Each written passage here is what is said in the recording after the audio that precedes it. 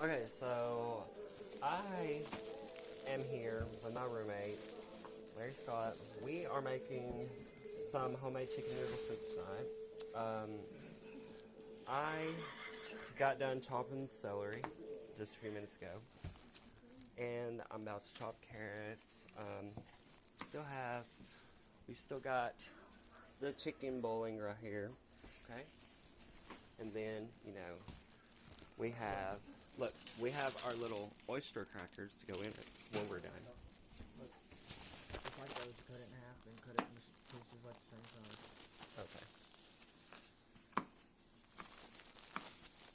We'll probably do a full bowl of these. Anyways, guys, don't forget to hit that like button down below, subscribe to my channel, and I will have more cooking videos. The next time me and my roommate cooks, I will have more. Thank you. Subscribe, like, see you.